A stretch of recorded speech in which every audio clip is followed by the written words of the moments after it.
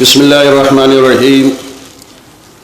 الحمد للہ والصلاة علی اہلہا اما بعد فقد قال رسول اللہ صلی اللہ علیہ وآلہ وسلم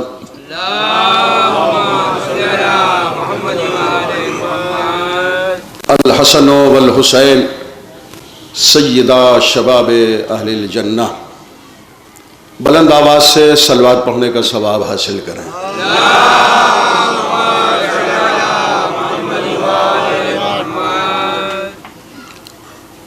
سب سے پہلے میں یہ عرض کروں کہ ہمارے برادر محترم عالمی شہرت یافتہ خطیب، ذاکر، عالم، مفکر مولانا سید عروج الحسن میثم صاحب قبلہ کا وطن کی سرزمین پر پرخلوص اپنی طرف سے آپ سب کی طرف سے استقبال ہے، خیر مقدم ہے، زحمت کر کے تشریف لائے، یہ ان کی عزت افزائی ہے۔ مجھ میں اور قبلہ میں آپس میں بڑی محبتیں ہیں، دوستی ہے، ہندوستان میں بھی ملاقات ہوتی رہتی ہے، مگر ہندوستان سے زیادہ ہماری ان کی ملاقات باہر کے ملکوں میں ہوتی ہے، کہیں مسقط میں، کہیں لندن میں، امریکہ بار بار ملاقات ہوتی ہے۔ تو اس وقت وطن میں ملاقات ہونے کا جو احساس ہے وہ ہر ملاقات سے ذرا ایک نرالا، اس آج کی ملاقات میں بڑا تنوع ہے اور بڑی کشش ہے۔ تو میں حسینی مشن اور انجمن معصومیہ اور اس جشن کے انعقاد میں دامِ دیرم قدم سخن تعاون کرنے والے نوجوانوں کو مبارکباد پیش کرتا ہوں، اور میرے تعلق سے جو یہ خدمات کے اعتراف میں کچھ پیش کیا ہے، تو ظاہر ہے کہ وطن کی محبت تو ایمان ہے۔ اب آپ اسے خدمات کہیں تو کہیں، میں تو اپنے ایمان کے فروغ کے دینے میں جو وطن کی محبت کے حوالے سے ہے وہ خدمت انجام دیتا رہا ہوں، اور میری برابر دعا ہے کہ جہاں جہاں بھی مومنین ہیں خدا ان پر اپنی برکتیں نازل کرے۔ بالخصوص میری دعا ہے، برابر دعا رہتی رہی ہے اور آج بھی دعا ہے کہ پروردگار وطن کی سرزمین پر اپنی خصوصی برکتیں، رحمتیں، نعمتیں، کرامتیں نازل فرے۔ میں ایک مرتبہ شکریہ ادا کرتا ہوں اس کمیٹی کے تمام افراد کا، اور بس مجھ سے یہ عرض کیا گیا کہ آپ 15 منٹ تقریر کر دیں، تو وہ 15 منٹ میں کیا تقریر کروں، اس لیے کہ میں چاہ رہا ہوں کہ کم سے کم 1.5 گھنٹہ، خیر اگر یہ 4:30 بجے بھی ہمارے عزیزی بھائی بیٹھ گئے اور 6 بجے تک پڑھا تو 1.5 گھنٹہ بہرحال، تو میں بس تاثرات پیش کر دوں اور سرکار خامسہ علیہ علیہ السلام کے تعلق سے کچھ کلمات ادا کرنے کی سعادت حاصل کروں۔ کیا کہنا حسین ابن علی کا، ان کی عظمتوں اور فضیلتوں اور کمالات کا کوئی ٹھکانہ نہیں۔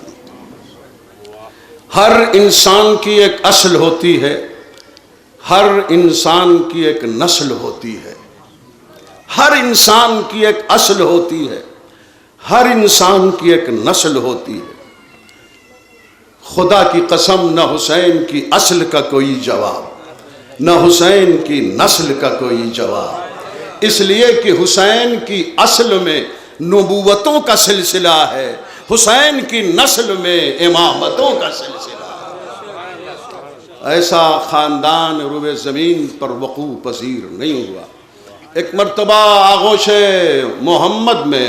4 سال کا شہزادہ حسین جلوہ فروز تھا، اور سامنے مولا علی تشریف فرما تھے کہ علی نے کہا یا رسول اللہ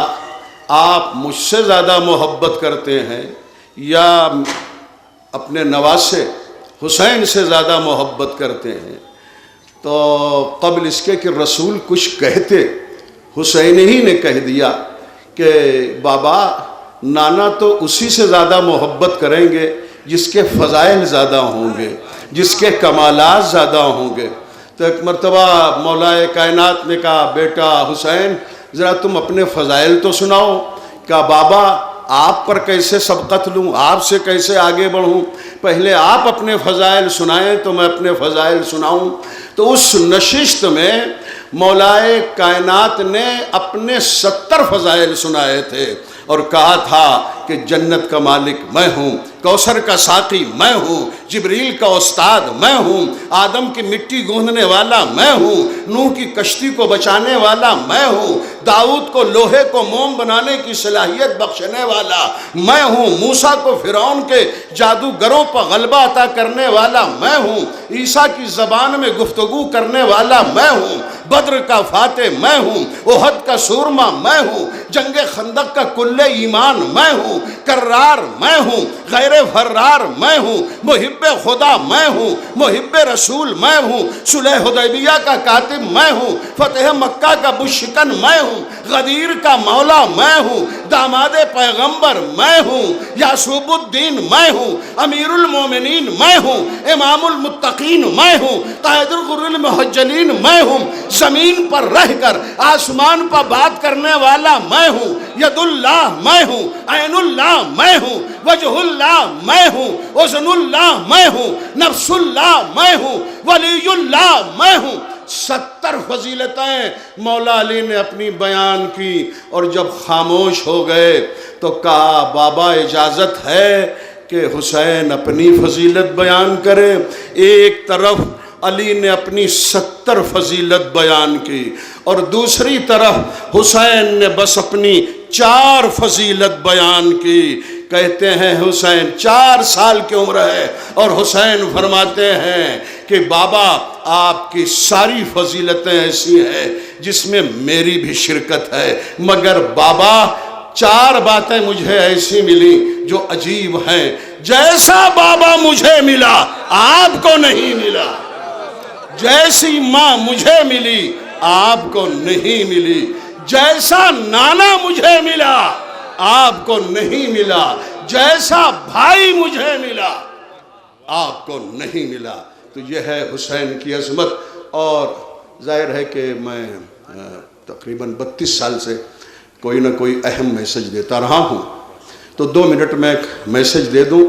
اور یہ حسین کی ولادت باسعادت کے دن ناگزیر ہے کہ یہ میسج آپ تک پہنچے۔ دیکھیں خدمت خلق، انسانیت کی خدمت کا جذبہ، یہ محسن انسانیت کی ولادت کا جشن ہے۔ چنانچہ 3 شعبان کے تعلق سے جو اشتہار ہے اس پہ محسن انسانیت لکھا ہوا ہے۔ تو عرض کروں کہ ایک نبی کے زمانے میں، بس 2 منٹ یا 3 منٹ، ایک نبی کے زمانے میں ایک مرد و زن کے پاس اللہ نے اپنے نبی کو بھیجا اور کہا جا کے خبر کر دو ان دونوں مرد و زن کو کہ تمہاری عمر اب سے 80 سال ہے، جس میں 40 سال غربت کے ہیں، 40 سال امیری کے ہیں، مگر یہ اختیار ہے، چاہے امیری والا زمانہ پہلے قبول کرو، چاہے غربت والا زمانہ پہلے قبول کرو۔ تو ان لوگوں نے کہا کہ چلیں امیری والا زمانہ پہلے قبول کر لیتے ہیں، باقی 40 سال والا جو غربت کا زمانہ ہے اس کا اللہ مالک ہے۔ اب جو ظاہر ہے کہ اللہ جب دیتا ہے تو چھپر پھاڑ کے دیتا ہے نا، اب جو امیری قبول کر لی اب اللہ نے بے پناہ دولت دینا شروع کی، مگر جب دولت ملی ہے انہیں ان مرد و زن کو تو انہوں نے شکرانے کے طور پر بیواؤں کا خیال، یتیموں کی مدد گیری، لوگوں کی خبر گیری، خود بھی اپنی فیملی پر بھی خرچ کرتے تھے، پڑوسیوں کا خیال کرتے تھے، اور صبح سے لے کے شام تک لنگر چلتا تھا، لوگ کھاتے تھے اور دعائیں دیتے تھے کہ فلاں نے ہمارا پیٹ بھلا، اللہ اس کو برکت عطا کرے۔ جب غریبوں کو لباس دیتے تھے تو غریب دعا کرتے تھے، فلاں نے ہمیں لباس پہنایا ہے، پروردگار ان کو ترقی عطا کر، صحت عطا کر۔ جب 40 سال گزر گئے تو اس وقت کے نبی نے جنہوں نے امیری کی خبر دی تھی تو اب غریبی آنا چاہیے نا. نبی نے جا کر خبر دی کہ اللہ نے تمہارے کارنامے کی وجہ سے اپنا فیصلہ بدل دیا ہے. تمہاری غربت شروع ہونے والی تھی مگر تم کو میں نے جو دولت دی، بندگان خدا کا خیال کیا، لوگوں کی خبر گیری کی ہے، اس لیے اب 40 سال بھی جو غربت والے تھے وہ بھی امیری میں گزریں گے. اس لیے میں آج 3 شعبان کو یہ پیغام دیتا ہوں کہ اللہ نے اگر کسی کو ٹیچر، ماسٹر، سعودیہ کا مالک یا اور کسی بھی ذریعے سے سورس آف انکم دیا ہے تو بس وہ اپنی جیب کو مالا مال نہ کریں بلکہ غریبوں، بیواؤں، یتیموں، پڑوسیوں کا اور جو بھی صاحبان علم ہیں اور محتاج ہیں ان کا خیال کریں تاکہ پھر غربت آنے ہی نہ پائے، امیری ہی کا سلسلہ مسلسل رہے. وآخر دعوانا الحمدللہ رب العالمین. ایک مرتبہ 3 شعبان والی صلوات بلند آواز سے پڑھنے میں بیٹھ رہا ہوں اور محمد